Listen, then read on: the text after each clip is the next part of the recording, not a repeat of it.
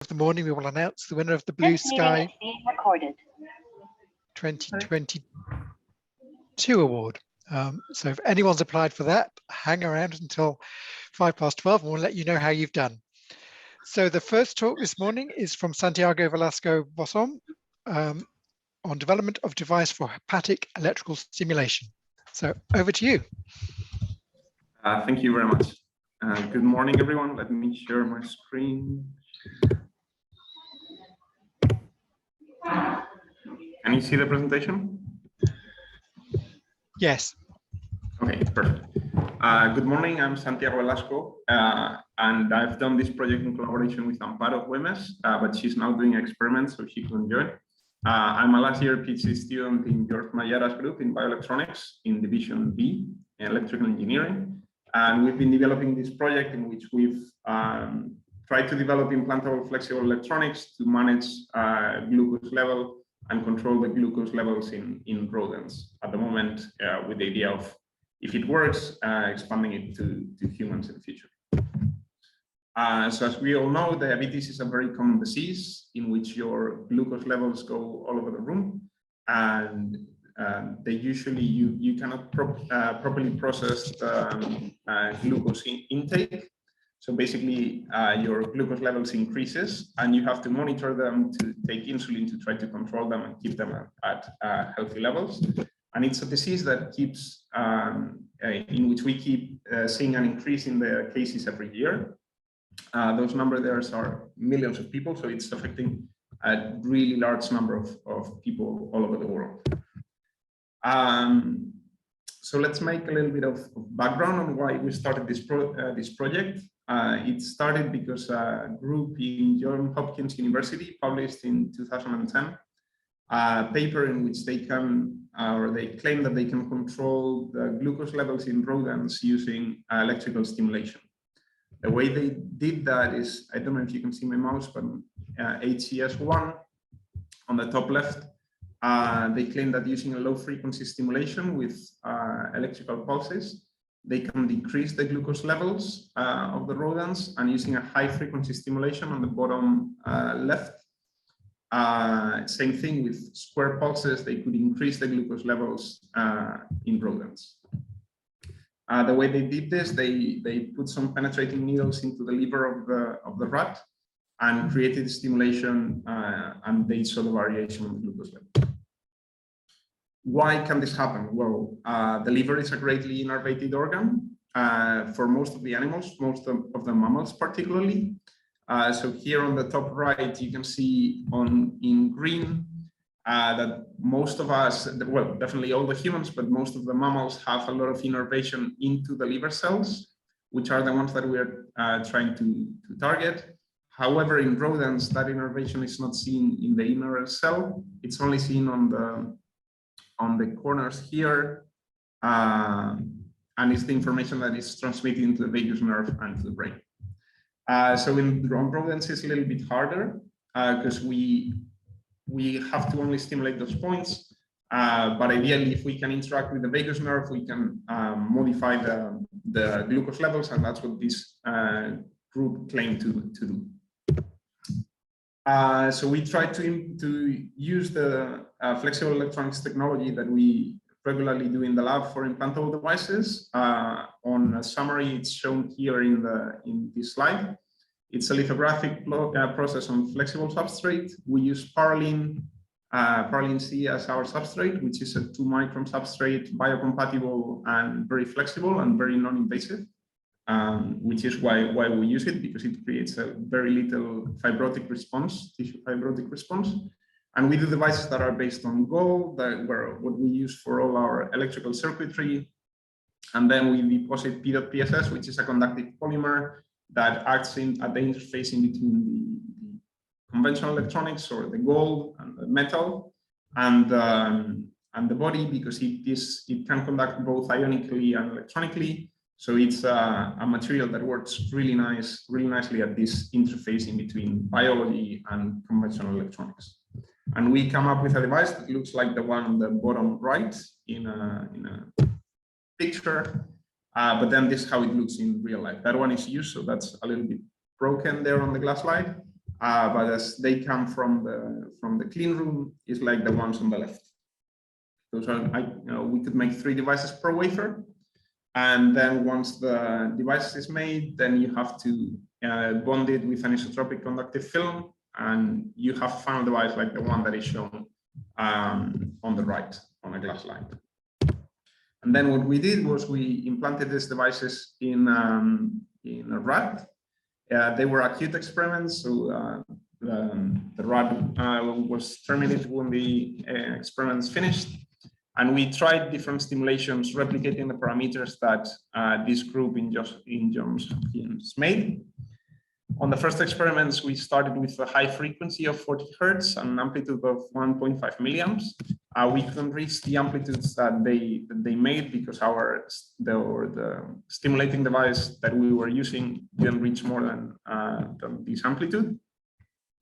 No, actually, it reached 2 milliamps, and the last bit is wrong. It's not 2.5, it's 2. Anyway, we couldn't reach the 4 milliamps that they were using, but we did see an increase in glucose levels on the top right here that you can see how the glucose levels increased.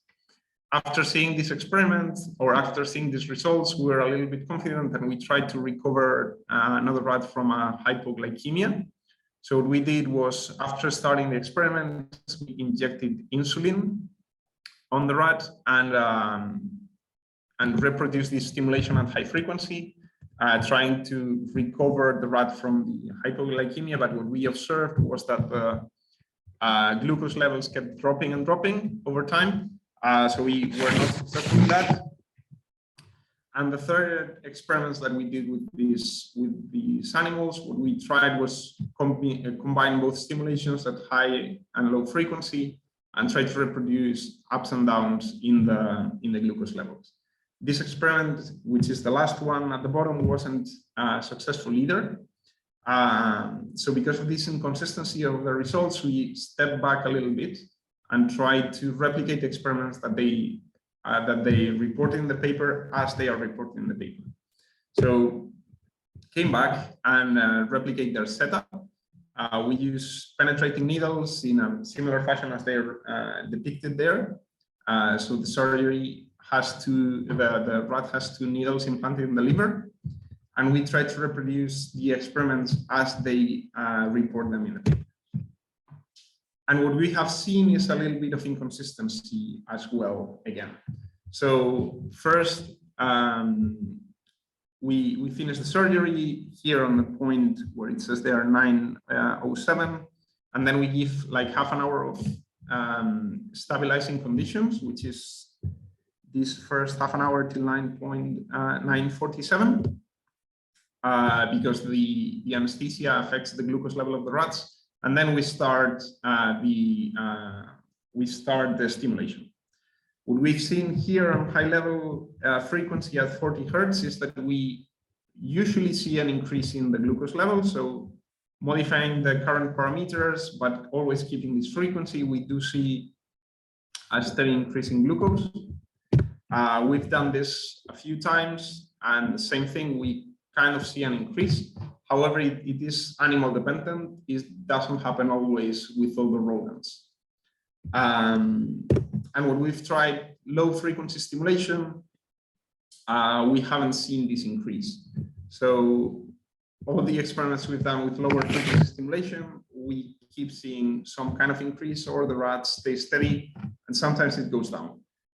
Overall, what we've observed during these in vivo experiments is that there's a lot of inconsistency in the results, and they are very animal dependent. But we'll keep trying and continue doing more experiments to see if there is anything that we might be doing wrong, that we might not be reproducing properly before going back to the flexible electrodes. Also trying a little bit like a different alternative that would be completely non-invasive. We've started a collaboration with a group from Brno, from Czech Republic, that also works in bioelectronics. And what we are doing with them is use cutaneous electrodes and temporal interference to have constructive interaction in the liver area, so stimulated completely non-invasively, but still just the liver cells that we want to stimulate. And we are running these experiments now. We don't have results yet, but we're working on this now. Sorry. So yes, overall, we've started doing some different electrical stimulations on the liver, and they seem to evoke a response in glucose level. However, there's a lot of inconsistency in between animals, and the same stimulation does not always reproduce the same glucose modifications. We are trying penetrating needles now, although they result extremely invasive. So in the future, we are aiming for less invasive approaches and exploring them. The first one is temporal interference, which is the one we're using now, but also the electrodes that we fabricate in the lab, because the surgery overall is less invasive and they do not penetrate the organ. And finally, we'll need to do further work on the stability of the electrodes, because the current supply caused the lamination in between the gold and the substrate.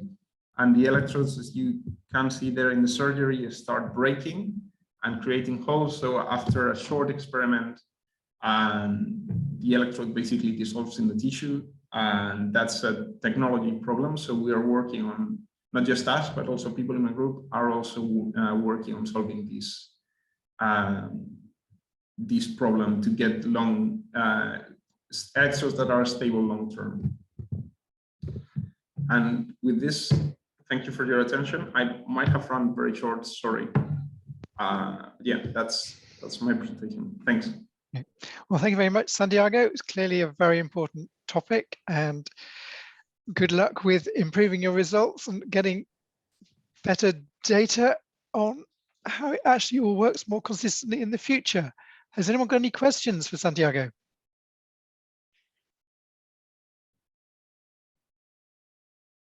No? Put your hand up if you have.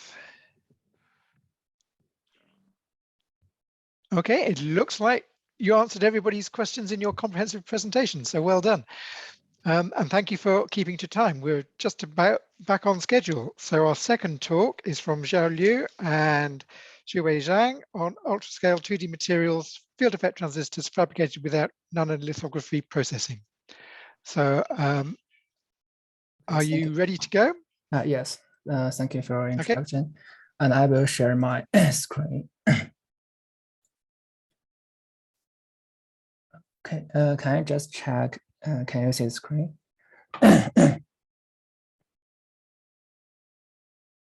Yes, we can see the screen, but it's not in presentation mode. Okay. Yeah, there we go. Okay, thank you. Sorry. Thank you for the introduction. And my name is Xiao Liu. My teammate's name is Xuewei Zhang. And our supervisors are Professor Kwom Durang and Professor Daping Chu. And topic is ultra-scale 2D materials, field effect transistors fabricate without nanolithography processing. So let me start from the backgrounds.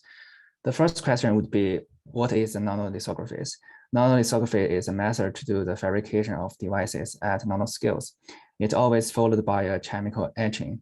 Currently, there are two main equipment which are widely used in this field, electron beam lithographies and photon lithographies. EBL is perhaps the benchmark in terms of the nanolithographies, but there are some drawbacks about that. The first one is it requires ultra high vacuum conditions. So people always need to wait for a very long time for the preparations. Second one is that it also takes a very long time to do the fabrications, and the equipment itself is very expensive. Even if you are very lucky that you have a EBL in your lab, the fabrication cost is still very high. And the last drawback, which is also the most annoying drawback, is that it will left some chemical residues on the device surface. Those residues from the resist coatings is very hard to be removed completely and negatively impact the 2D materials properties, especially for the electrical properties. Sorry. As for the photon lithographies, Photolithography is another common used method in the nanolithography. Compared with the ABL, it always used in large area lithography. It suffers, sorry, it suffers from many similar drawbacks as ABL, such as the requirement of the costly equipment and the use of resist coating, which also can adversely affect the electrical properties of the 2D materials. So in order to solve these limitations of this conventional lithography techniques, we want to propose a new method, a resist-free, robust, and low-cost method to do the nanoscale fabrications. This is our motivations, and this is also our aims in this project. After we did research in this field, we finally select atomic force microscopy to do this. We plan to use AFM to cut graphene directly or other 2D materials into the design shape at nanoscales to fabricate the nano devices. As for the AFM, it has many advantages, like low cost. You never need to burn your findings in a AFM experiment, and the tip in the AFM can move much faster than the beam in the ABL and the photolithographies. And you don't need a vacuum system anymore. And also, no chemical resin coating will be used in this process. And one more thing is that it has very high resolutions and precision compared to the ABL and photolithography. We don't need to worry about whether we can scaling down the graphene or the 2D materials into the nanoscales. And also, it has great potential in making prototypes, and someone even use FM to do the 3D printing. Now we finish the introduction part. So let me move to the experiment sections. At the beginning stage, we have spent a very long time on the mechanical cuttings. Well, I have to say that it works, but it never works in a controllable way. The quality of the edges of the cutting trees are always terrible. So in order to cut the graphene in a more controllable way, we start to utilize the oxidation to weaken the graphene first, and then we cut the graphene. The image on the left side is a schematic diagram of the oxidations. If we apply the voltage on the tip and keep the humidity in the AFM is about 40%, the tip can attract water molecules from the air and form a water bridge, from a nanometer-sized water bridge, connecting the tip and the simple surface. This voltage can also generate an extremely high localized electrical field to analyze the water molecules, leading to the generation of the reactive oxidation-containing species, which can oxidize the surface. So it also implies that there is a threshold voltage in this experiment. The picture on the right side is the AFM we used. The cover on it is to keep and increase the humidity in the AFM. And now let me just simply show you some results of our cutting. The first two images is showing the liner cuttings, and you can see the graphene here very clearly. The left side image is the topography images, and there are some repose and foldings on the CVD graphenes, and the darker lines are the cuttings we did, and there is a dashed line. That means that we did a cutting, but it doesn't work. I will explain that in the following sections. And then we start to try a little more complex shapes, like the triangles, circles, or cutter ribbons. And this time we do this cuttings on another graphene samples. And you can see that the edge of the shape is very clear, especially if you look at the corner of the triangles. You can find that they are very sharp. So now we present that we can cut graphene, and this method is working, and we can graphene into many design shape. So the problem now is how can we improve the precision of this method? Because our aim is to fabricate nano-sized devices. So if we want to further scaling down the graphene at nanoscale to fabricate the devices, we need to reduce the width of the cutting trace and cut the graphene more controllably. So the following section is to study the parameters to see how they can affect the cutting result. And at the end of the next sections, we also show an image about cutting trace, which is we optimize the parameters. And the first parameter we studied is about the tip velocity. And you can see from the right side figures, you can see that the width of the tracking trace decreased as the velocity increased. And in the image on the left side, you can see that there are the topography and phase result. We try to cut some squares on the graphene, CVD graphenes. But there is one thing I need to say that mention is that the width means the width of the cutting trace is not the width of the square. And you can also see some square is distorted. That is not because of our method. That's only because the speed we applied is too fast for the equipment itself. Because it's too fast, so the equipment cannot draw a square anymore. So it's just because of equipment. And in order to confirm with this, and we also redo the experiment on another substrate, but this time we do it on a smaller scales. The velocity change from the 0.025 micrometers to the 0.055 micrometers, and you can see a similar change. The width of the cutting trace keep decrease as the velocity increased.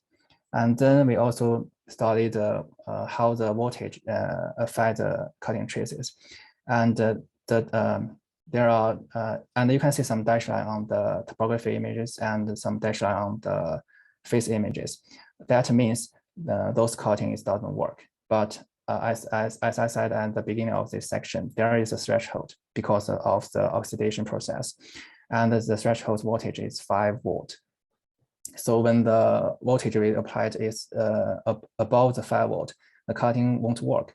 But if it's above the, below the 5 volt, it doesn't work. But if it is above 5 volt, it works very well. You can see that there are very, very clear squares on the bottom of the images. And also I draw another line, which is blue. I call it like failure rate. That says only because I want to show that there is a threshold voltage. And the next parameter we study is about force. We also changed the force applied on the tips to see how it can affect the cutting traces. And we changed in the AFM, it showed like the set point in the conducting mode, but we can calculate the forces we used from the set point. 1 nanoam is equals to the 200 nanonewtons. And we also can observe, say, a valley in the right images. That's because that after 0.3 nanoam, the force is already 600 nanonewtons. That is too much for the tips. So the tips start to be damaged and it becomes split. So that's why the width of the cutting trace increase after the 0.3 point. And then after our study of the parameters, so we start to optimize the parameter we use. We aim is to cut some cutting trace which is a very, very thinner width. Now this is the picture we cut, and the insert picture is a hat of this line. Sorry, there is a dash line. And you can see the cutting trace very clearly. And now the width of the cutting trace is around 30 nanometers. Some of them are 24, 26, or some of them are 32 or 36 nanometers. Actually, we found that it's very impressive because the size of the tape is around 20 nanometers. Because the tape we are using is a coated tape, so it's a little larger than the Euro tape. So now the width is very good, and also it can show you that between the cutting trace is form a ribbon. Ribbon is what we need in fabricate FET devices, and you can see that the size of that is very easily to be controlled under 100 nanometers. So this is about cutting. So the next So the ball result can show you the AF cutting is reliable way to fabricate devices. But now the problem becomes, how about its electrical properties? Because electrical properties are the things we really care about. Is there any current leakage along the edge of the ribbons we cut? That is the thing we need to investigate. So we start to do another experiment, which is called conductive AFM. And the conductive AFM means that we deposit metal contacts on the graphene, and we use the AFM tip to act as another another contact on the graphene, and we use the tip to approach on the surface of the graphene. So if the graphene we attached is conductive, we will get a signal, a current signal. But if it's not, we won't get anything. So we use this method to scan an area of the graphene to check whether there is a current leakage or it's not. And when we want to see how good is the age of the cutting trace we have. And the right side picture is we taken when we do the experiment, and the middle one is the tip. And there's laser for the software to know where's the tip, and the gold one are the contact. And then this is about the result. The upper image is going to show you the topography of the CVD graphene we cut. And this time you also can see there is a threshold voltage in our method. When the voltage is below the 5 volt and cutting node didn't work, but it's when above 5 volt, it works. And the lower image is the current images. After we cutting the CVD graphene, we do the conductive AFM again to check to collect the data of the current. And you can see that the inner square, there is no current signal in the inner square. That's because the inner graphene has been isolated because of our cutting traces. And you can also find some detailed features in, like say, in the when we applied 5 volt, you can see some detailed features on the top left side. And you can also find some similar features in the current images. That also means that the quality of the edges is very good. It's good enough to fabricate some devices. And the last group of the images is that we are going to show you real ribbons we make. So this time we use the same method to do the cuttings on CVD graphenes. And the first one is the topography images, and the second one is the face images. And from these two pictures, you can clearly see where is the cutting traces. And the last one is the current image. We scan the whole area by the FM tip to collect the current signal. And it's very well can show you that the ribbon is there, and the size of that is around 200 nanometers. We also fabricate some ribbons which is 18 nanometers or 60 nanometers, but the image is not very good, so we didn't show that here. So this is all the work we have done. Now is the conclusion and the future work. So we demonstrate a new method to fabricate the nano devices by AFM, and we also by the CFAFM, we also show there is no current leakage along the edge of the ribbons. So that means this is a good and reliable method. And about the future work, I think we can keep scaling down the ribbons in the devices. I think we still have a lot of room to keep it down. And then we can also try other 2D materials, because you know that the graphene is the gapless material. We can also try some 2D materials with some bigger gaps, and also we can try some isolated materials like HBN. So that's it. That's a next step. That's about maybe we can do in the future. Okay, and thank you for your listening. Thank you very much, Al. That was very impressive results, very clean lithography there. Has anyone got any questions? Philip has a question. Yeah, I mean, as Mark says, very interesting work. How much wear does it actually add to the tip? Because the tip's quite expensive. So, and although it's cutting via the liquid and oxidation, how often do you have to replace the tips? Yeah, that's a very good question. And I think one tip is worth maybe 50 pounds. And we bought a box of the tips that is around 1,000 pounds, but we have 2,000 pounds. So it's fine. But how many ribbons, how much cutting can you actually do with that, with a single tip? Many. I mean, I can't say how many ribbons, but I probably can say I can do 50 or 60 times in the cutting. Okay. So yeah. Okay. Yeah. Okay, so that becomes a consumable of the process. Yeah. Great. Okay, thank you. Okay, very interesting. Yeah, thank you. I think Michael also has a question. Yeah, Sure. Thanks very much, Shell. Two quick questions. One's probably easy to answer and the other one's not, but we'll go anyway. And the first question is in the AFM, whether you're using static mode or vibrating mode. It's in the conducting mode. So it's static. Yeah, yes, it's static, but yeah. But yeah. And the second question is, what kind of devices and what size of devices do you think would be best suited to make with this technique? I think it's maybe some sensors, gas sensors, because the size of it could be bigger, around 100 nanometers. And by this method, I feel it's very easy to control the ribbons around maybe from 80 to 120. So I think gas sensors can be very suitable to this method. Great, thank you very much. That's helpful. Okay, thank you.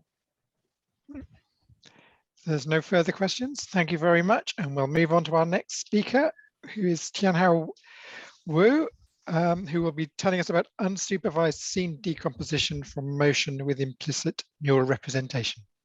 Okay, welcome, Tianhao. All right, hi. I just share my screen. Just to double check, everyone see my screen? Yeah, looks good. Great. I'll start then. Well, hi everyone. I will basically be talking about our project, and the full name is D-square-nerve self-supervised decoupling of dynamic and static objects from a monocular video. Well, as you can pretty much see from this title and the title picture, the main idea of our method, it talks a little bit, all right. The main idea of our method is really like, we're just taking a monocular RGB video captured from very cautious device, for example, a single mobile phone or handheld camera. And we fit it into our method, which reconstruct the 3D objects, the dynamic objects and the static backgrounds in a fully self-supervised way, which means that we do not need any additional input like mask, semantic mask, or any input from a pre-trained segmentation network. Because our method learns the object and reconstruct them in 3D, we can easily re-render them from a novel view, like different camera angles. This will be quite useful for applications, for example, such as capturing and reconstructing street views or landmarks, because we can render those static background and dynamic objects separately to remove the dynamic occluders that potentially exist in the capture. At the core of our method is two separate network components, where each component represents 3D objects or backgrounds as a set of weights of an MLP network. We have a static component that takes in spatial coordinates and wheel directions, and will predict two outputs: a radiance value, which is basically the color of the given spatial location X when looking from the wheel direction D. As you can imagine, for some materials, if you look at it from different angle, you will see different appearance. That's why we will need this wheel direction D as an additional input. Then we also have a density value as an output, so the sigma here, which tells you how much the camera ray will be stopped by the particle at the spatial location X. So the higher the density, the more weight this static radiance will contribute to the final rendering of the final pixel RGB value. We then also have a dynamic component that additionally takes in a per frame latent code indicating time. So this tau I here. You can basically just imagine this as a label for different time frame. And because it takes in this time inputs, this dynamic components will then be able to predict this time-dependent dynamic radiance and also the time-dependent dynamic density as well. We then merge those four predictions together through an occlusion-aware composite volume rendering process to generate a final RGB image, which includes both the dynamic object and the static background. We then compare this with the ground truth capture from the video, which gives us a photometric loss, and we simply use this loss to guide the optimization of both networks. However, the dynamic component naturally has more degrees of freedom and has a larger network capacity to model the more difficult dynamic objects. Without proper constraints, it tends to take over the reconstruction and learns part of the static background, leading to incorrect decoupling of the scene. As you can see here, so for this white keyboard, although it is perfectly static throughout the capture, however, because it contains some like high frequency details, for example, those like labels and gaps on it, and also because it also has this kind of wheel-dependent reflectance, this brightness part, which is a little bit difficult to model for those kind of network. That's why this dynamic component, which is simply more powerful, tends to take over and learns this static white keyboard instead. We resolve this using a skilled binary entropy regularization, this HP here, applied on the density ratios W, which is defined as the density of dynamic components divided by the density of both components at same point in space.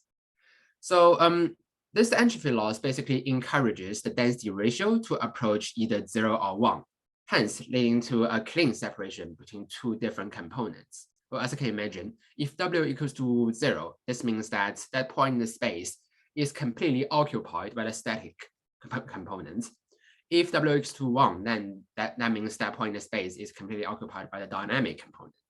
Therefore, if we want to achieve a clean separation, like for the same point in space, it's either fully static or fully dynamic, then W would equal to either 0 or 1. And by incorporating an additional power term, K here, the peak of this entropy loss can be skewed towards one side to favor one of the components. For example, by having a K value larger than 1, the peak of this entropy loss is skewed towards W equals to 1. Hence, the static component will be prioritized during training. Basically, this means that, well, because you have the peak towards the right, skewed towards the right, over a larger range of different W values, they will actually be encouraged to go down. Like, so during the loss optimization, you will try to basically optimize the loss with respect to their gradients. So it goes down, right? And only for a very small range of W values, they will be encouraged to go to 1, which means that that point in space is occupied by the dynamic component, by the way, because we have density of dynamic component on the top there. So with a properly skilled entropy regularization, we will be able to constrain the dynamic component to basically only include what's necessary and achieve a clean separation, as you can see here. However, the decoupling of dynamic shadows can still be challenging in some situations. This is mainly because shadows are textureless and therefore extremely ambiguous in their motion. So by the way, our method is completely a motion-based segmentation method. We do not have any semantic information. So it doesn't really know, this is a hand, so it might be moving, or this is the shadow, it might be moving. No, it doesn't. The only clue is about whether an object is moving or not. So that's why basically a naive method can easily learn an unrealistic decomposition, where the background has a large area of static dark surface, and the foreground has a moving bright surface surrounding the actual shape of the shadow, as you can see here. Moreover, it is not possible to faithfully represent shadow via our network components, which cannot represent any radiance, so color, without any density. Because in this case, in our case, density is really the weight. It might still make a little bit of sense to have density without color, but it definitely doesn't make sense to have color without density, because if you have 0 density, this means that your color has no weight and has no contribution to the final rendering. Therefore, you can have any color and it will not affect the result at all. So this causes issue in our case, as we're trying to decouple a standalone dynamic shadow from the static background where it is cast on. So for the shadows only, we have to give it a different representation. We therefore incorporate a shadow field, which is a temporal spatial dependent scalar field that represents dynamic shadows as a scale down in radiance of the static component. As you can see, so basically we have this shadow field F rho here, which predicts this scalar shadow, we call it shadow ratio, which is a scalar in between 0 and 1. And then we simply multiply it with the radiance of the static components. So 1 minus rho applies to C, which acts as a scale down, as you can imagine. The higher the rho value is, the stronger the shadow effect is, and the stronger the scaling down effect is. So this essentially is a simplified model for shadows. As from this monocular RGB video only, we do not have enough information to build a full physical-based rendering model, including the light source and occlusions, etc. This simple yet effective shadow field enforces the moving shadow to always be a reduction in the brightness. With this help, our method can resolve the motion ambiguity of the shadows and decouple them under challenging scenarios. For example, when the shadow is cast by the camera itself, and is strongly correlated with camera motion. Although, like, as I can see, it's not really perfect here. Sometimes, like during some frames, you can still see a little bit of shadows. This is mainly because it's just way too challenging for it to decouple those kind of wheel-dependent appearance changes. Here we show some additional results of our method. Because our method does not really rely on any mask supervision, either from the user or a pre-trained segmentation method. Our method thus is not limited by the commonality of the decoupling target and works on a large variety of different scenarios, including those very challenging and unusual decoupling targets, such as liquid. Yes, this kind of liquid. So just wait for a few more seconds for you to see the whole results. Hopefully the frame rate is high enough for you to see all details. But otherwise, I will display a link later on. And if you're interested in our method, definitely have a look at our project page, which has way more results. And here we show a bit of comparison to the state-of-the-art method. We show comparison with NeurFW, which is also a 3D reconstruction method that tries to reconstruct the static background, like the static objects, from in-the-world images, which could contain appearance change, like due to like lighting or brightness change, etc., and also some dynamic occluders. But as you can see here, in comparison, our method performs way better in decoupling and removing dynamic objects that always exist in the capture and are non-trivial as well. And here we show some additional results for novel view synthesis. So novel view synthesis is a task. Basically, you have two different cameras. You have a training camera. So basically, you have two different cameras capturing the same scenario. You have a training camera which captures the training wheel. So all the frames captured by that camera will be used to train the network. And after training, you will ask the network to re-render the reconstruction at the view angle of the validation camera, so the second camera. You then compare the re-rendering with the ground truth to test the difference. So basically, this is a test for the quality of the reconstructed 3D geometry and appearance.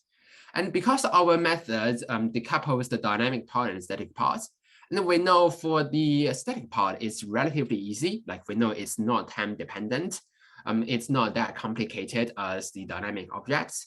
So we actually reduce the complexity of the method by a lot. And we allow the dynamic component to only focus on the difficult dynamic objects. As a result, our method can perform better in terms of reconstructing those difficult dynamic objects. So thank you very much for listening. And for more results, paper and codes, please have a look at our website. You can also scan the QR code here. And yeah, do you have any questions? Okay, well, thank you very much for that. Great selection of soft toys there. Some of those images did make me feel a little bit seasick, so congratulations for being able to do your research and keep your eyes on the objects you're looking at. We have a question from Philip. Yeah, I mean, it's very interesting, and I can see obviously the emphasis is on working out the maths and trying to get everything sorted so that you can actually sort of do the decoupling. But how much is the actual camera you're using relative to what you're actually doing in terms of its aperture, its focal length, its depth of field and focus? Because they also all affect, if you like, the noise around the edge detection at your maximum aperture. Yes. So at the moment, what we really do is that the application scenario is that you can really take very casual device from your mobile phone, you can really use very casual device such as your mobile phone to take a casual video. And what you do is that you will then convert the video into each frame, and you will run structure from motion, such as core map, to estimate the camera parameters, the camera pose, and the focal length, etc. And then you will input everything into our method, which will be able to then decouple the object and reconstruct the 3D geometry, etc. So our method does rely on quite, well, it doesn't have to be super accurate, but it has to be within a reasonable sense of accuracy, like for the camera parameters. Otherwise, like this reconstruction method just fails. But you can adjust the algorithm for different cameras and different parameters. Yes, yes, definitely. Yes, it doesn't super rely on the specs of the camera. It just, as long as you know them, it should be fine. And is all this post-processed as well? So as you said, you separate out frames. Is it actually running in real time, and at what frame rate? Okay, it's definitely not running in real time, unfortunately. Yeah. So this training, both training and rendering for our method is very slow at the moment. So the training takes roughly 3 hours on 4 GPU. So you even know it might be like 10 hours or so. And the rendering of each single frame takes roughly 10 to 30 seconds, depending on the resolution. Okay, right, great. Thank you very much for the information. It's really helpful, very interesting. Thank you. Right. Well, thank you very much. I think in the interest of time, we need to move on. So our next talk is from Shruti Srivasan and Amelia Butters, decoding the link between music and memory using optical neuroimaging and deep neural networks. Are you ready? There you go. Yeah, we can see you. Go ahead. Yeah, 1 second. Okay. Yeah, there we go. Yeah. Okay, so we're going to be talking about our project, which is decoding the link between music and memory using optical neuroimaging and deep neural networks, which I worked on with my colleague Shruti. So as you're all probably aware, dementia is a global health crisis with an estimated 115 million people worldwide to be diagnosed with dementia by 2050, and is one of the leading causes of death. This is partly due to a lack of disease-modifying drugs available and a lack of objective biomarkers which can be used in the clinic to diagnose dementia in its prodromal stages. So this is the dementia care pathway. So following diagnosis, patients are monitored around every 6 to 12 months following their diagnosis through neuropsychological testing. And most commonly, symptoms are managed primarily through medications such as memantine, but there's also a limited range of non-pharmacological interventions which are available. So one promising avenue is music therapy. So music might be a powerful tool to manage several of the symptoms in dementia. And actually the auditory cortex does play a role in generating pleasure or dislike in response to auditory stimuli, and as well the effective processing of music.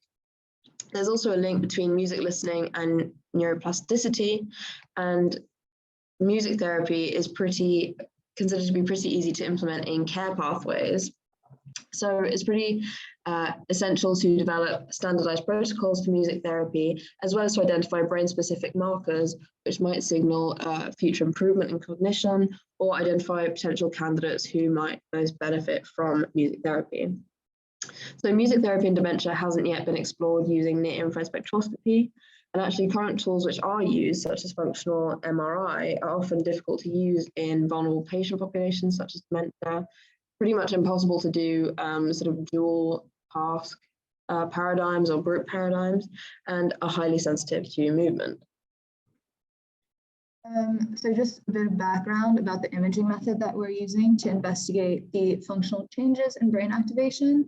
So our lab uses near-infrared spectroscopy, which works by taking advantage of an optical window where the skin and bone are relatively transparent to near-infrared light, but oxygenated and deoxygenated hemoglobin are the primary absorbers of light, though they have differential absorption spectra.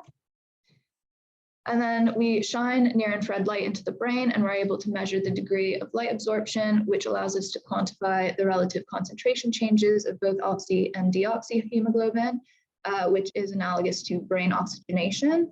And since the active brain regions require oxygenated blood to function, we consider changes in oxygenated hemoglobin to be directly related to brain activity. And then we're able to take this further and obtain more detailed information about the spatiotemporal nature of brain activity by using high-density diffuse optical tomography, where variable length and overlapping NIRS channels, which are defined by a single source and detector pair, are used to build up a high-density channel array. And then in combination with subject-specific information, this array can be used to produce high-resolution topographical reconstructions of brain activity to accurately localize the task-related change. And so this technique is portable, it's non-invasive, and it has fairly low sensitivity to movement, which made it ideal for the study that we're going to be talking about. So as Ruthie mentioned, we can use NIRS to measure brain activity due to neurovascular coupling. Essentially what this is when a brain region is active, it demands an increase in oxygen and nutrients to sustain neuronal function. And this is provided by an influx of oxygenated blood to that region. So with NIRS, we can detect concentration changes of oxygenated hemoglobin. So essentially we can consider these changes analogous to brain activity. So the project which we're talking about has 4 main aims. The first of which is to collect a large volume of HD-DOT data for machine learning and other large-scale analyses, which hasn't been done before, and there aren't open access large data sets of this type. We also wanted to validate HD-DOT in non-lab settings, which we can then potentially apply for non-clinical applications or at the bedside, for example. So this is looking at the influence of an uncontrolled environment, motion artifacts, and using it without power, for example. We also, of course, want to interrogate the possibility for biomarkers, which are sensitive to improvements in cognition with music therapy. And lastly, our lab is quite big on public engagement, so this was also a big portion of it. So we applied for funding through the Acorn Award to fund it, essentially. So we collected this data set through a public engagement activity at a music festival or within a science festival within a music festival. And most of the budget went on powering the neuroimaging devices, laptops, and other equipment for the study. So the experimental paradigm that we use had 2 conditions, a solo and a dual condition to look at the influence of social interaction on auditory responses to music. So in the first condition, so participants took part in the experiment in pairs. In the first condition, both participants listened to happy and sad pieces of music, but they were different pieces of music.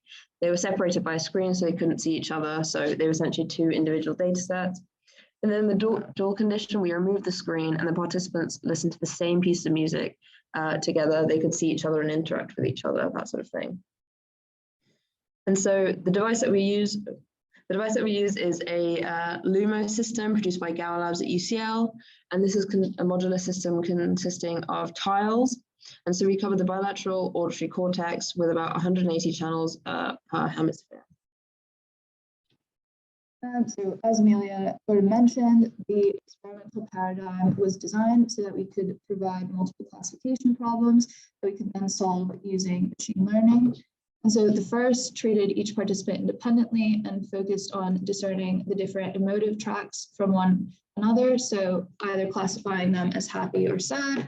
And then since participant A listened to a different set of music from participant B, we were able to ensure that the data collected from each pair would be independent for the first task and that multiple examples of both types of music were used.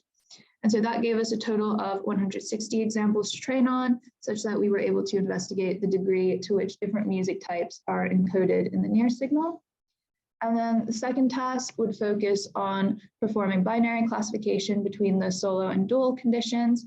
So since both participants were listening to the same track of music, which was the track that participant A had listened to in the first task, we will only have half the data set available to train on for a total of 80 examples, which allowed us to investigate the degree to which social interaction impacted the auditory NIRS response. And so the actual data collection phase of this project took place between the 18th and the 22nd of August over the course of 25 total hours. And we were able to collect a total of 160 individual data sets, which gave us 80 paired sets with about 3 dual scans being recorded per hour.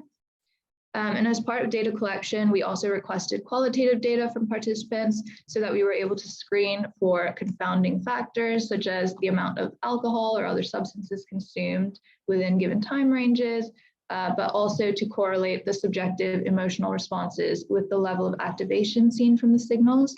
So the subjective responses were focused on determining the degree of emotion felt when listening to each track, as well as each participant's familiarity or their prior knowledge of music.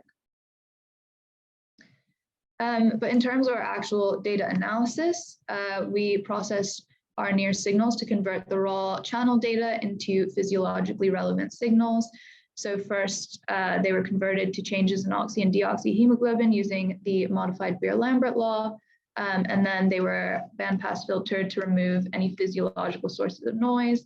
And also short channels were locally regressed to account for any scalp effects. And then we baseline correct and block averaged over the task period. And following this, we were able to determine which channels per participant encoded good quality data. And so that was done by pruning data sets on a channel-wise basis so that we could ensure all of the included nearest channels were of high data quality. And so our criteria for channel inclusion involved looking at the mean of the signal to make sure it was within an expected micromolar range, looking at the signal to noise ratio, and also removing channels that were too short or too long to be physiologically relevant. But most important was the determination of motion burden per channel. So sharp spikes in oxy, deoxy, and total hemoglobin were taken as evidence of a motion artifact, and channels demonstrating significant motion burden were just pruned entirely. And to look at the actual results of our data quality assessment, which was our first stage of processing, we used all of the metrics that we previously described. And with all of the data sets, so the total 160, we found that the data quality was significantly lower than what we see for controlled pilot study experiments that are conducted in the lab. And the average percentage of channels across all data sets was very low, even for short channels, in which we expect close to 100% to be left unpruned. And so we ended up taking a subset of our data sets to include, using the assumption that data sets with greater than 50% of short channels unpruned would be a sign of good optical coupling. And so there were 100 data sets that met this condition, of which 30 were part of concurrent or dual scans.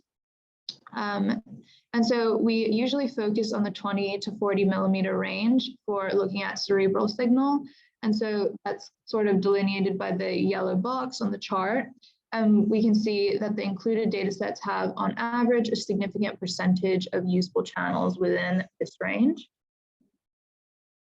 And then looking more closely at our channel configuration for only the 100 included data sets, which were the good data sets, we saw that while there are 768 total channels possible with this configuration, the majority have source detector distances above 60 millimeters, since the 2 sets of 4 tiles were placed on opposite sides of the head.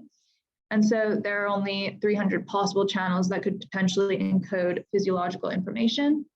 And so again, within that region enclosed by the yellow box, we saw that there are a significant portion of usable channels in the range of interest. And then additional things that we found were that the average motion burden across all participants was about 17% of the total recording, which is typical of near studies performed in controlled environments.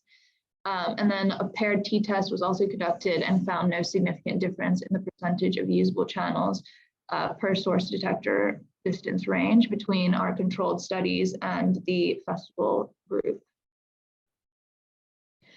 And then looking at the signals themselves for an individual participant, we can see a significant difference in the HVO and HVR signals during the task period, which is shown by those gray boxes.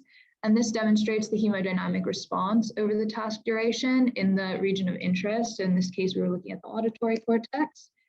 And again, looking at the 20 to 40 millimeter range, we saw significant activation when averaging across all channels of each source detector distance. And in comparison, if you look at the period outside of the gray boxes, which corresponds to baseline periods where no task is being performed, we saw a lack of activation. And so we're fairly confident that all of the activation we see is a function of the stimulus itself. And looking a bit closer at the average of all channels within the 20 to 37 millimeter range, we see that the average of all channels shows significant activation, which is designated by a rise in HBO and a decline in HBR compared to baseline. And then finally, we also looked at surface reconstructions of the brain activation. So in this case, we're looking at the left hemisphere for a participant. And in the baseline period, which we averaged over the 15 seconds prior to task onset, we didn't observe any significant difference between the spatial activation patterns for HBO and HBR. So that's the top left and top right image. And we also saw that the magnitude of concentration change in both signals was very low. But when we look at the task activation period, which we averaged over the last 15 seconds of the task, we do observe significant differences in spatial activation patterns. So we saw a significant increase in HBO concentration, which was an order of magnitude increase in concentration compared to the baseline. And additionally, we also saw a far greater increase in HBO compared to HBR, which saw a decline from baseline as we would expect. And that is what this color mapping was showing. And with these results, that leads into our next steps for this, such that we do want to perform image reconstruction across all participants and average to identify patterns in both the level and region of activation. As we mentioned earlier, the goal of this study is to eventually apply multi-layer neural networks, such as neural additive models, to the classification problems that we laid out, as well as perform hyperscanning analysis to look at neural synchrony between participants. And finally, we want to correlate the behavioral and imaging data to identify if there is any significant relationship between the self-reported scores and the actual magnitude of neural response from the signal. And just to summarize what we accomplished thus far in terms of the experimental design, the data collection, and our preliminary analyses. This is the first large-scale HD-DOT dataset on a diverse patient group or participant group. And in order to facilitate large-scale model building, which was the purpose of collecting this. And this data was also collected in a naturalistic environment without mains power, and the experimental paradigm allowed us to collect several paired sets of data and identify multiple classification problems. And we were surprised to learn that even with a large degree of head movement during the task, the motion burden was found to be similar to controlled experiments, which makes this imaging method a promising avenue for research when conducting motor tasks.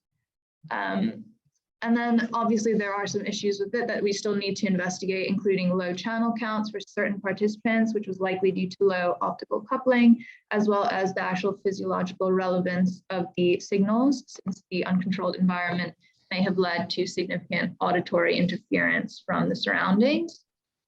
But despite these limitations, we anticipate that this data set will provide both useful insights into music therapy as an avenue for managing dementia, as well as the design of naturalistic tasks for our lab's upcoming clinical dementia studies.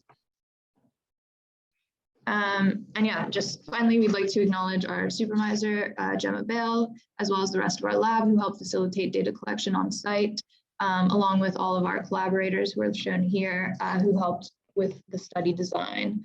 But yes, thank you for listening. Well, thank you very much. That was really fascinating. Can we have a quick question from Philip? Yeah, I mean, it's very interesting sort of work around how you pruned and decided what data was relevant and what wasn't. Within your protocol at the beginning, was there a period of time where no sound was supplied? Yeah, so it's a block design where they had, how long was it? The baseline was 20 seconds. So they had a 20-second period of just no audio, just rest before each. Your results show And your results show a 15 to 30 second post onset. So that's a lot more than 20. Let's go to this one. This one. So that, yeah, we're averaging 15 seconds right after the task ends is what I meant. Sorry. Okay. But you're only giving them 20 seconds of no sound to start with. Yeah, so at the end of, so post onset meaning like 15 seconds of the 20-second baseline. I apologize. Okay. All right. Okay, I understand. Okay, thank you very much. Yeah. And Michael has a question too. Just unmute myself, sorry. Yeah, really interesting stuff. Thank you very much.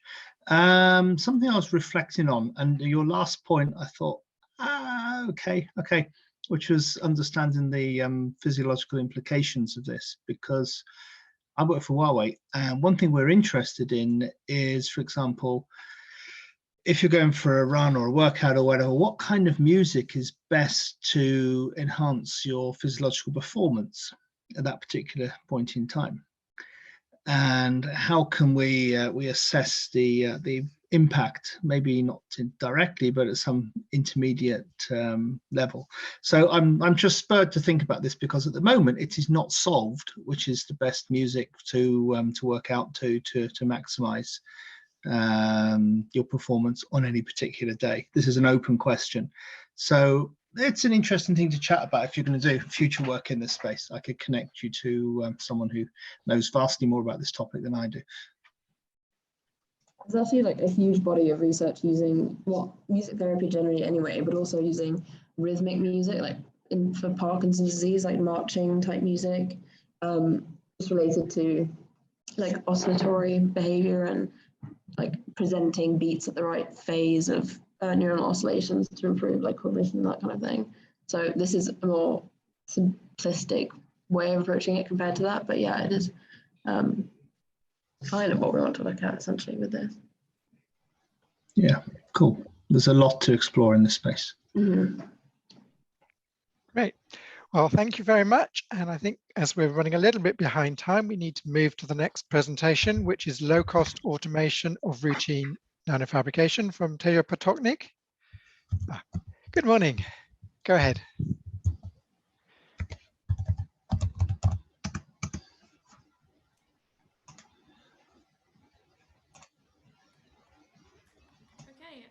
So hello everyone, my name is Taya, and today I'll talk about our project, which was low-cost automation for routine. You're just a little bit quiet. Could you speak up a bit or turn your microphone up a little bit?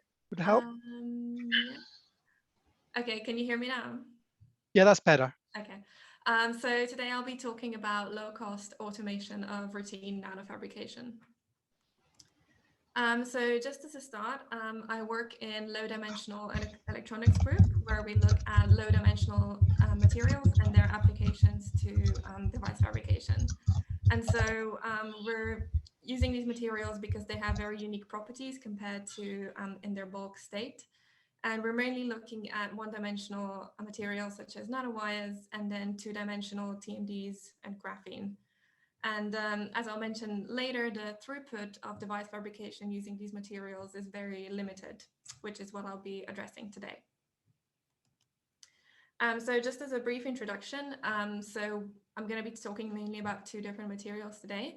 And the first of these are indium arsenide nanowires, which are known to have high room temperature mobility and high electron injection velocity, which makes them suitable for transistor applications. They also have strong surface effects, which results in easy ohmic contact formation and negative photoconductivity.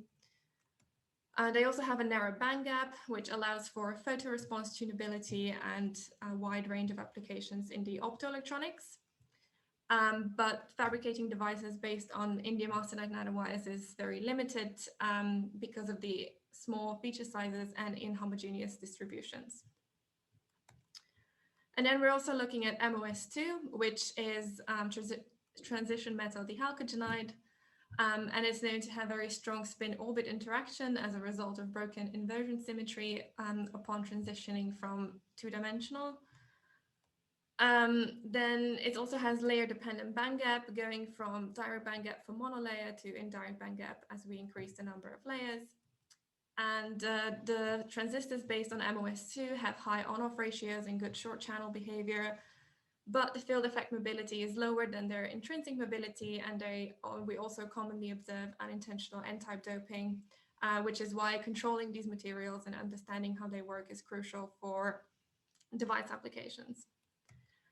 And so some of the challenges we have here is that, so when we design devices either in place, so we design electrodes around them, or either we pick them up and move them to a different location, we rely on very time-intensive microscopy and searching for features that we want on a sample manually, which usually takes a very long time, and then also manually aligning and the electrode patterns and designing the devices around them.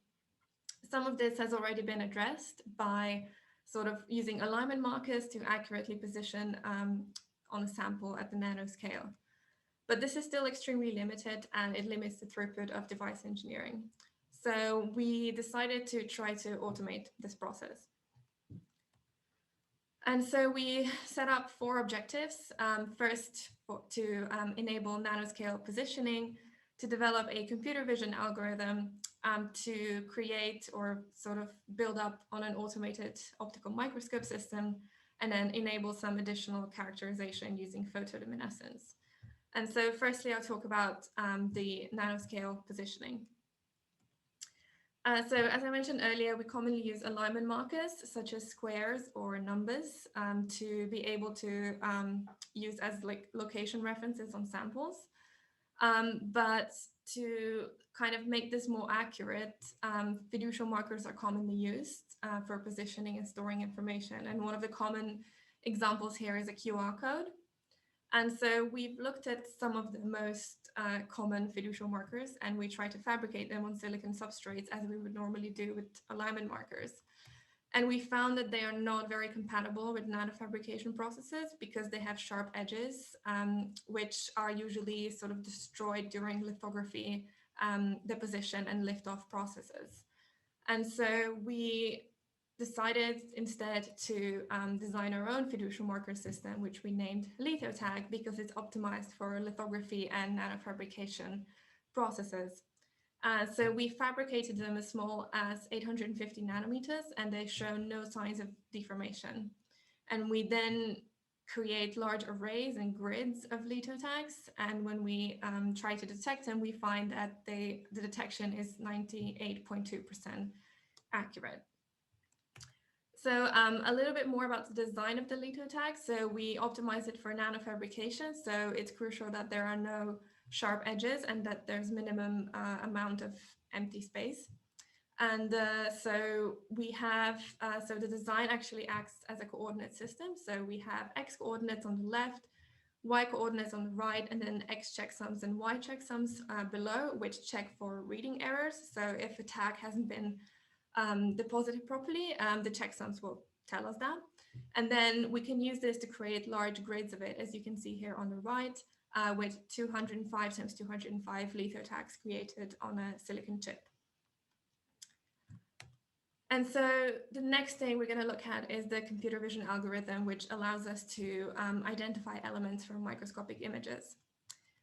And here we're going to first look at MOS2, which is CVD grown. And as you can see, if we wanted to create devices out of this, we would have to manually search for example, isolated MOS2 flakes, which would obviously take a long time. So we developed this computer vision algorithm, which allows us to find the flakes that we want. And first we process the images to find sufficient contrast. And then we detect these features based on shape and pixel intensity. So in case of MOS2, this is fairly straightforward because they're triangular shapes. So we can filter based on circularity of the shape. And then when we want to find monolayers, which are just uniform color, we then filter based on pixel intensity, which then removes any flakes that are multi-layer, so that have darker regions in the middle, and also any overlapping regions that kind of have gray boundary segments. And then at the same time, we also detect LITO tags, which allows us to store this information and the location of the identified model layers. As you can see here, these are the examples of the identified MOS2 monolayers, with the yellow ones being monolayers and then the red ones multi-layers or isolated multi-layers. We can do similar thing with nanowires, but in this case, we filter based on high aspect ratios. But in this case, so previously we identified ellipsometric images, but in this case for nanowires, we use SEM images. And we can also find nanowires based on their length and diameter and orientation. So depending on what kind of applications we're looking for. And you can also see in this image that, for example, bent or overlapping nanowires are not detected. And at the same time, we're also storing their coordinates and their sort of information about their dimensions using the LITO tag coordinate system. And so we can use this to get some statistical data from the detected nanowires. You can see in these images below, it gives us a selection of lengths and orientation of nanowires, which is very useful because we can select for nanowires for a specific length and orientation, depending on the applications that we are looking for. And so to further build on this, we added an algorithm that would automatically align and design electrode patterns around the identified nanowires. So for example, this single nanowire that's been detected, we can then use the algorithm to draw this electrode pattern around it and align it to the nanowire. And we can also customize this to create specific channel lengths and widths that we want. And so we did this for an entire silicon chip. And you can see on the left here, this is the CAD file that's been automatically generated by our algorithm, with the sort of orange being kind of the device layout. And this was then exposed in the electron beam lithography system. And then we deposited the contacts, which you can see in the SEM image on the right, and therefore fabricated hundreds of devices at the same time on one chip. And so you can see these devices here as well. We fabricated 267 of them on a single chip. And we chose different device configurations just to demonstrate how this works. So we've got source drain contacts, 4 contact devices, and double quantum dot gate structures. And here on the right, you can also see that they are kind of perfectly aligned to the nanowires, which demonstrates the accuracy of the system. And so to demonstrate that these devices also actually work, we've measured them using some standard electrical characterization in the probe station. And we did it as a function of channel length because we fabricated all of these contacts with varying channel lengths. And we find that they show this behavior of nanowire transistors that we would normally expect. So we have the on current, which decreases with increasing channel length, and the threshold voltage, which increases with increasing channel length, which demonstrates that this technique is accurate enough to provide some relevant statistical data. And it also allows us to significantly speed up the research that we're doing on device fabrication. And so the third thing we looked at was using this algorithm and the nanoscale positioning system for automated optical microscope. So we have an optical microscope, which we have implemented this automated stage movement. And we also have a computer vision algorithm, which is kind of embedded in the software. And then we use LITO tags as this universal coordinate reference, which allows us to move like automatically to the features that we find, which is really powerful because it allows us to correlate different characterization techniques and save even more time. And so if we look at, for example, previous images, these are, again, MOS2. So image on the left is from the ellipsometer, and on the right is the optical microscope. And you can see that the same monolayer MOS2 flake has been found using the 2 LITO tags that we see in this image. And we can repeat this for all the monolayer flakes that we find. And we can get this sort of large kind of location database of all the monolayer flakes that we locate. So this sort of larger image on the right is a staged image of multiple optical microscope images. And so once the microscope knows the location using litho tags, it can then automatically move to the monolayer flake that we want to analyze. And so lastly, we additionally wanted to build on this system by adding some photoluminescence measurements. And in this case, we use cadmium sulfide selenide nanowires, which were grown by Tom and Hannah's group. And so he made these nanowires that have this compositional gradient. So there's more predominantly cadmium sulfide on one side and cadmium selenide on the other side. And we can see this in this image with sort of the color changes, which is kind of an additional capability, demonstrates additional capabilities of the system for further material characterization. And so what we can do further is to use this computer vision detection for other materials such as graphene and different DMDs and perovskites. We can also correlate other imaging techniques. For example, AFM would be quite useful.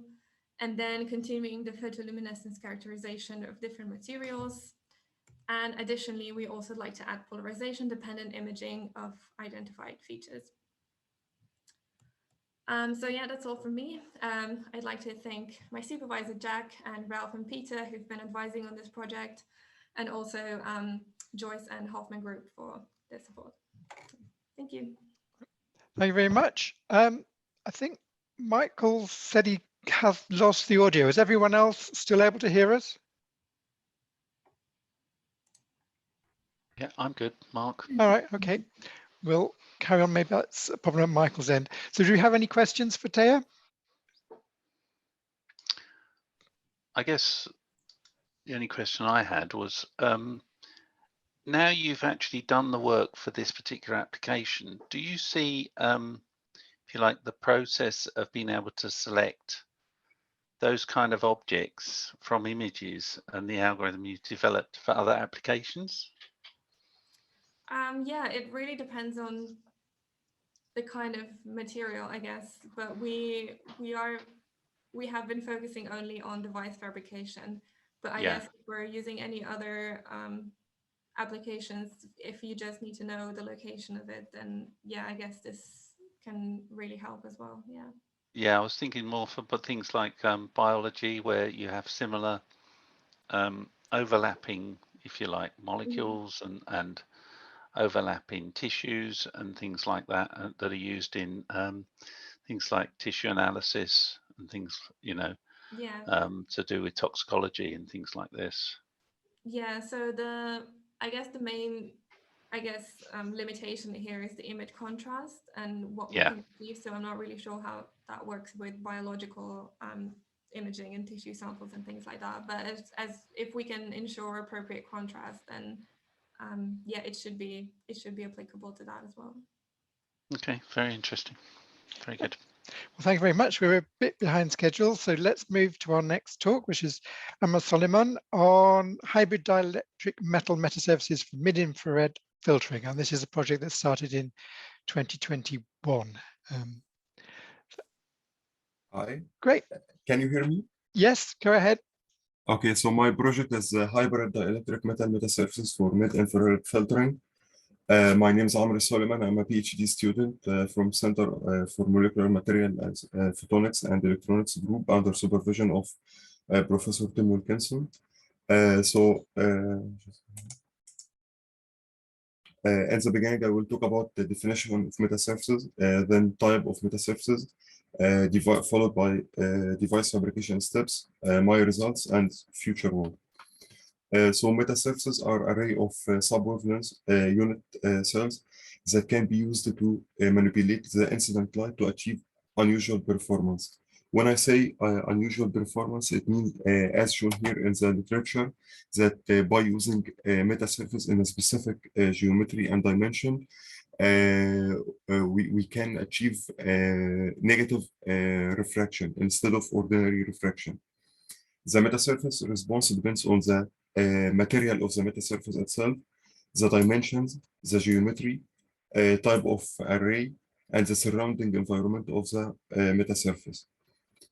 Metasurface can be fabricated from metals, dielectrics, or can be hybrid, dielectric and metal at the same time. Metallic metasurfaces are fabricated from metals, and they get their response from plasmons. Dielectric metasurfaces get their response from mere resonance, while hybrid dielectric metal metasurfaces get their response from the hybridization between electric and magnetic dipole. Metallic metasurfaces, because they are fabricated from metals, they have high ohmic losses, which leads to the absorption and decreasing the efficiency. As you can see here, there's silver pillars on glass substrate, and we can see here the response of the plasmonic structure. As you can see, the response is very broad, indicating a low quality factor, and the efficiency is low.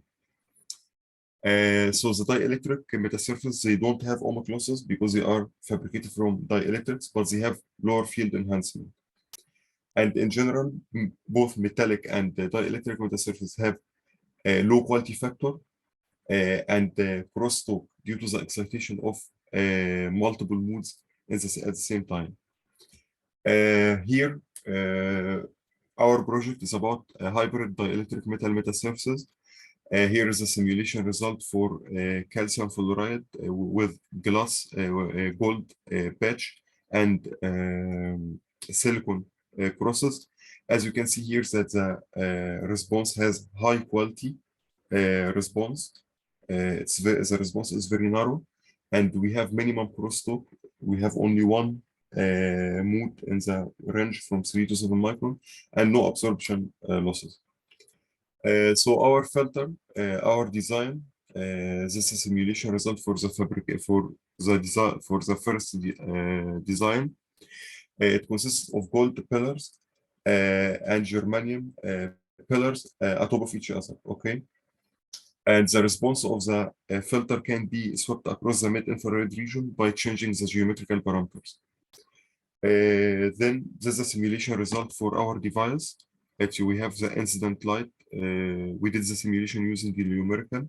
We have incident light and the transmitted light, and this is a transmission response.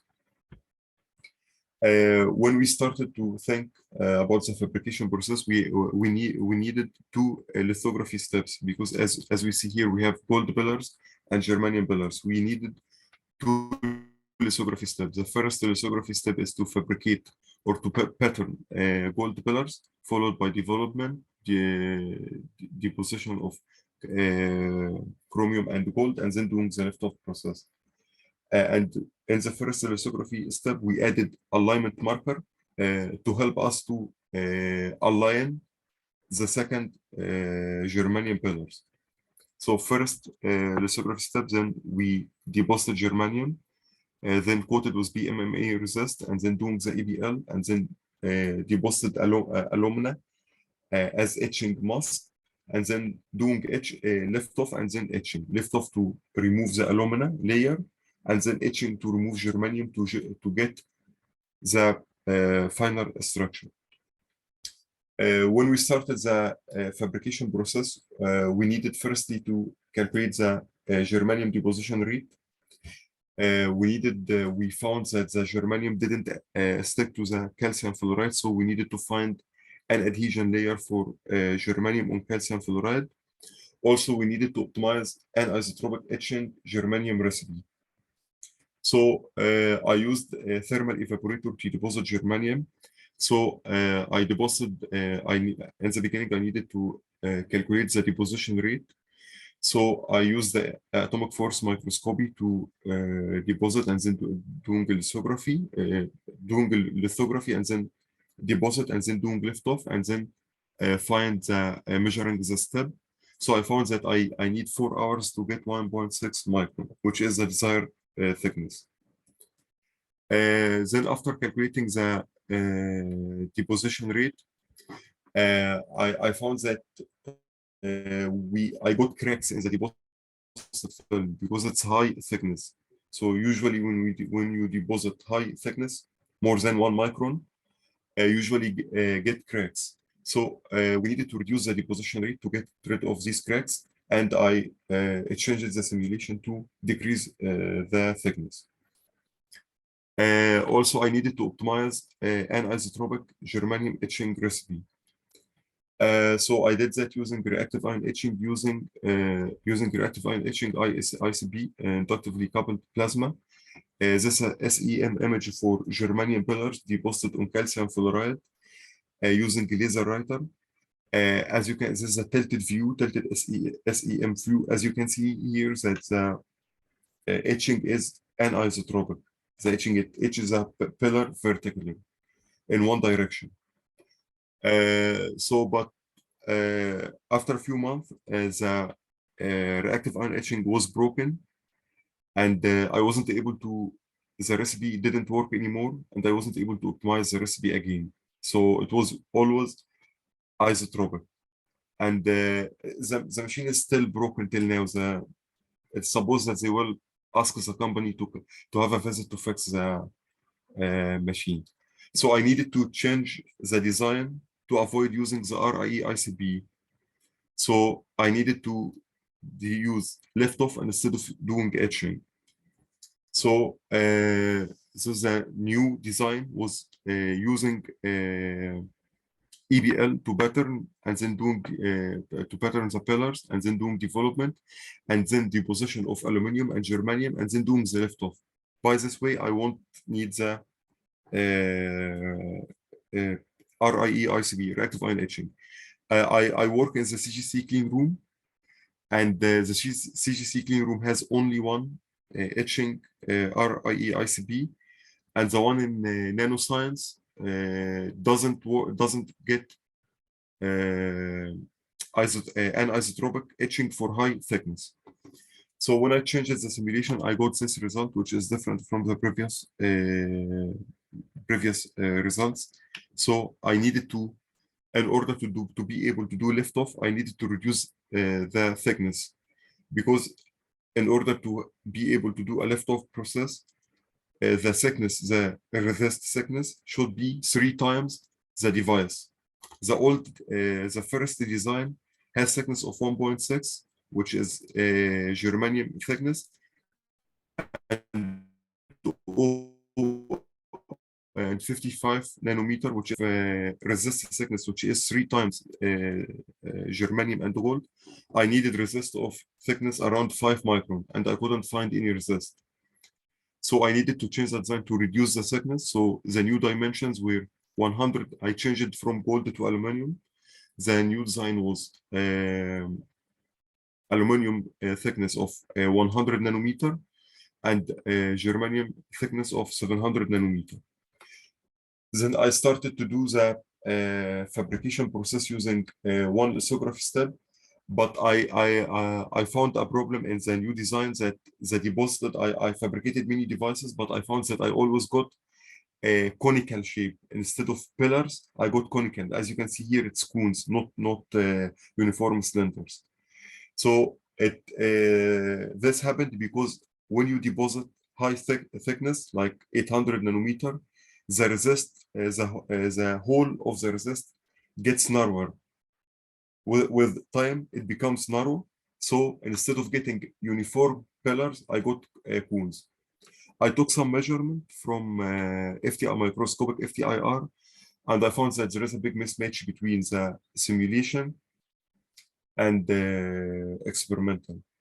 Also, for the microscopic FTIR, we don't have, we have only two microscopic FTIR in Cambridge. One is broken, one in nanoscience, and it's broken, and they told me that they won't fix it because the maintenance cost is high. And one in Maxwell, and it's broken as well. So I needed to go to the National History Museum in London to take these measurements. So when I got the conical shape, I needed to reduce the thickness. So I needed to change the design again to reduce the thickness. So this is the third design. Instead of using 100 nanometer of aluminum, I used 40 nanometer. And instead of using 700 nanometer of germanium, it became 400 nanometer. So, and then I took SEM image for the fabricated devices. Here is a high thickness profile. As you can see, it's cone, as I mentioned before. And the new design, it improved a lot. You can see here that I'm able to get like roughly uniform pillars. So then I fabricated these devices using the low thickness germanium pillars, and I took the measurement using the microscopic FTIR, and I found that I'm able to get the, like as you can see here, so the red is the simulation and the black is the experimental. As you can see, I'm able to get the same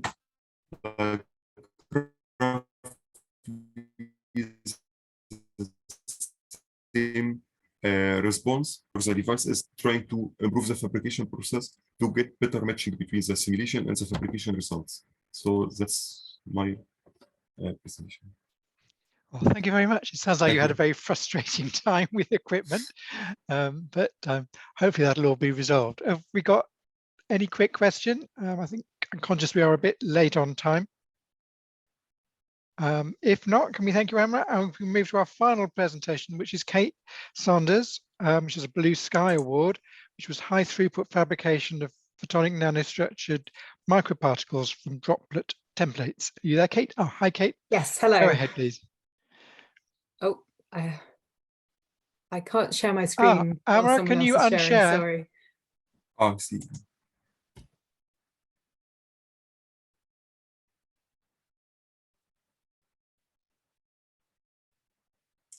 I'm still not able. Aha.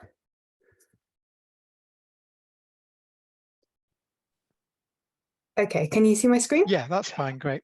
Fantastic. So I'm Kate, I'm a postdoc in the nano manufacturing group in IFM. So I don't actually work in CAPE, but my Blue Sky project was working towards scalable fabrication of photonic crystal microparticles.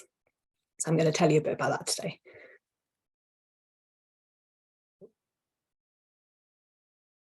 I cannot get it to move. There we go. So what are photonic crystal microparticles and why are they interesting? So these are microparticles with a colloidal crystalline structure and a periodic internal arrangement. So because of this structure, they display similar optical properties to planar photonic crystals or films, but without the viewing angle dependence because they are spherical. So photonic crystal microparticles with really bright, intense structural colors that don't fade have applications in pigments, in displays, and in other applications like for marker particles, for bioassays, drug delivery systems, and sensors. Unfortunately, these are research paper applications because it's very difficult to fabricate these kinds of ordered structures at any kind of scale. How do you make these interesting materials? Well, the most common method is actually using emulsion droplets as a template for colloidal particle assembly. So you remove the droplet solvent, and by doing this in a really controlled way, you are able to control the crystallization of colloidal particles, and you get this final crystalline particle with a very well-controlled external spherical shape and internal structure. However, this tends to rely on evaporation through an emulsion, which is really slow. So it takes several hours usually. And this really limits the amount of these materials that you can make. So there's a drive to develop processes which can reproducibly make photonic crystalline microparticles in a scalable way. So this Blue Sky project aimed to use a new emulsion processing method, which I developed for fast controllable solvent removal from droplets, and to apply this to make photonic crystalline microstructures. So we're hoping to patent this. So I'm not going to go too much in details into the process, but this is an overview. So the process involves surrounding each droplet template by a solvent absorbing layer. So this layer selectively removes water from the droplet template without the need for evaporation. And it also stabilizes droplet templates which are close to each other against coalescence during their drying time. So during this project, I had three aims. Firstly, I was trying to establish the conditions that I needed into the emulsion to make these crystalline structures within microparticles. Secondly, I wanted to test inline processing of this method because it doesn't rely on evaporation. So this is promising working towards flow processing and flow production. And finally, I looked at high throughput controlled emulsification methods, which would be compatible with this method, again, towards larger volume production. So to start with, I looked at individual droplets and the drying rate of these droplets to see what we could control within the emulsion, to look at how to control microparticle assembly. So there were 3 parameters I explored, which were related to the composition and the formulation of the emulsion. Firstly, the capacity of the solvent absorbing layer to remove water from the droplet. Then the resistance of the solvent absorbing layer, which is related to water transport out of the droplet. And finally, the effective droplet size and how this affects the rate of solvent removal.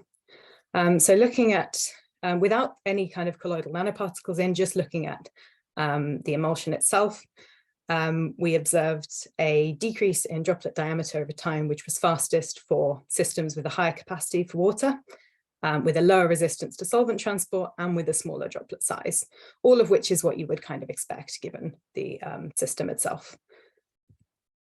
So then I looked at incorporating silica nanoparticles as a colloidal building block. These were monodisperse and I included them in droplets.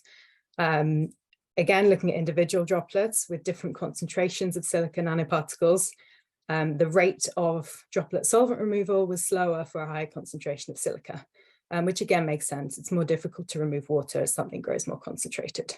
However, when we were looking at large droplets, and you can see the pink color here indicates that particles have started to crystallize, but then particles seem to redissolve in the droplet. So this is not really what we wanted. When I looked at the predicted diameter for crystallization of a solid compacted particle and compared them to the measurements that I was getting for individual droplets, the crystallization seemed to happen at a larger droplet size than we expected. So actually what I think is going on is this kind of mechanism, where if solvent removal and the interface moving in the droplet is too fast and the droplet is too large, then a shell of crystalline particles will actually form on the surface and dissolve, rather than having a steady solidification rate, which favors a compact microparticle. So that was something that we needed to watch out for when using this method. So having investigated individual droplets and looked at the kinetics of solvent removal, I then moved to smaller polydisperse emulsion droplets produced by bulk emulsification, which is very quick. You just need to stir things in order to emulsify them in a polydisperse way. So determine the best conditions for microparticle formation in bulk emulsifications. Again, I tested different solvent removal rates with silica nanoparticles in droplets. So these are the results for 4 different formulations going from fastest to slowest solvent removal rate. The fastest solvent removal rate produced kind of shell-like fragmented particles, and the slowest 2 formulations produced particles which were crystalline but had actually fused. So this indicates that the last 2 formulations had incomplete solvent removal and they didn't actually dry in the time. And this was all done over 2 hours.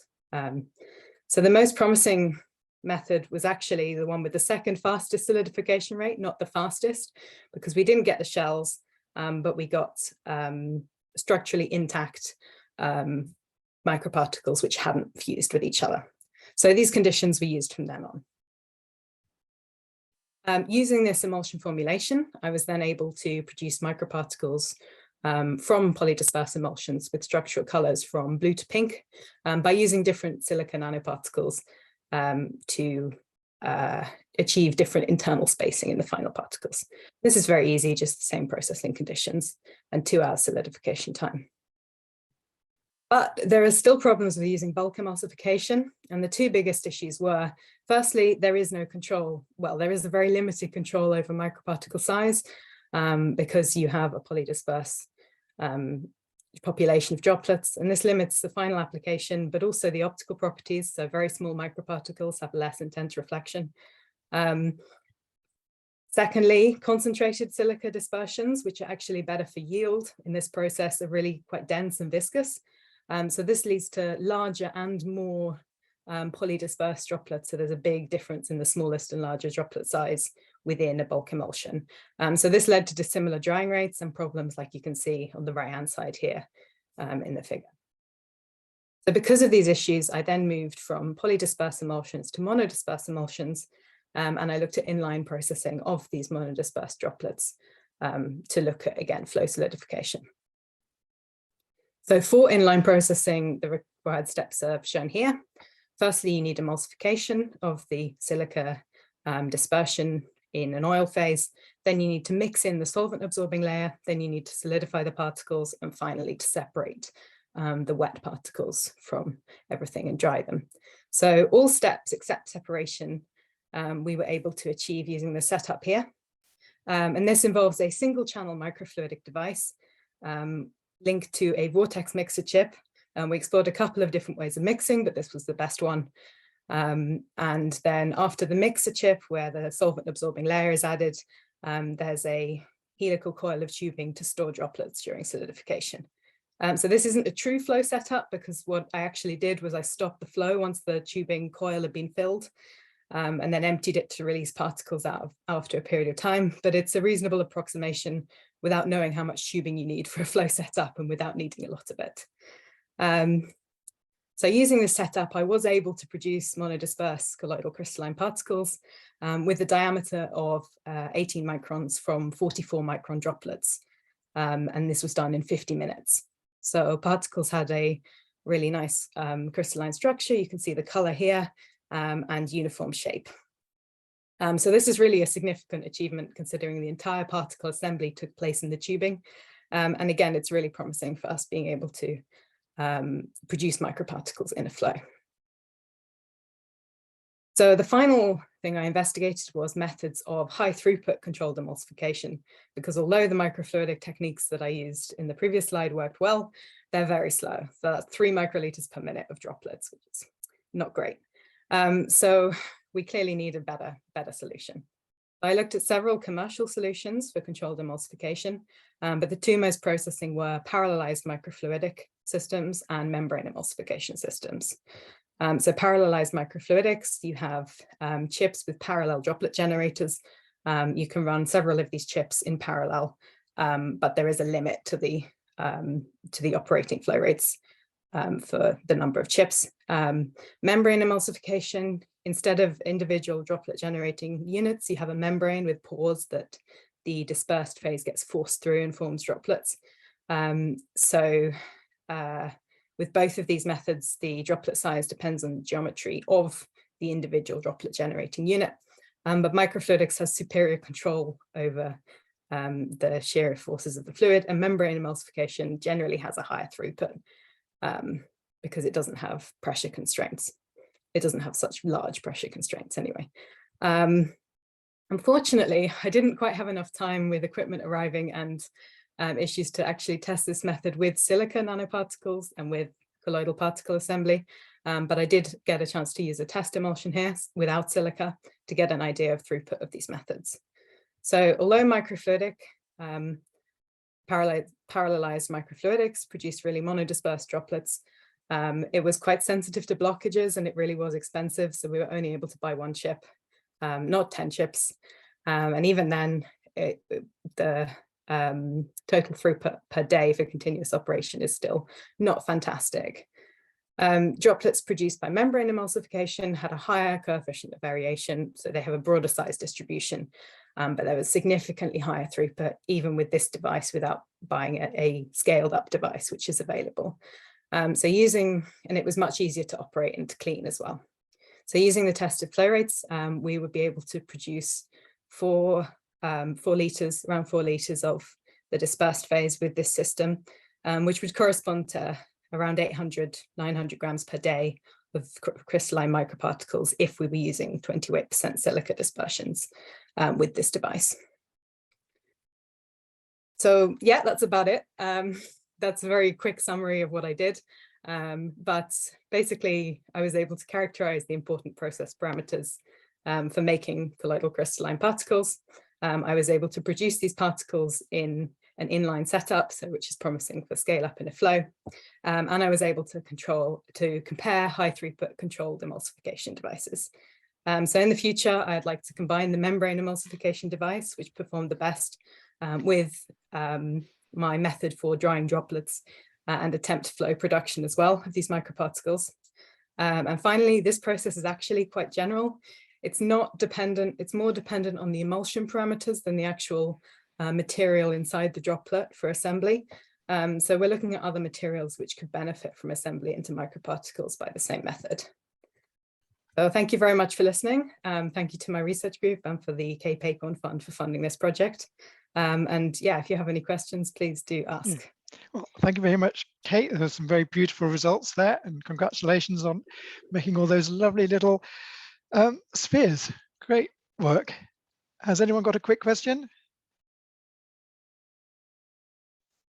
It doesn't look like there's any hands up. So thank you again very much. Thanks to all our speakers. We've had a great range of things from nanofabrication to dementia to diabetes. It just shows the breadth of topics that can be covered by the Cape Acorn Award.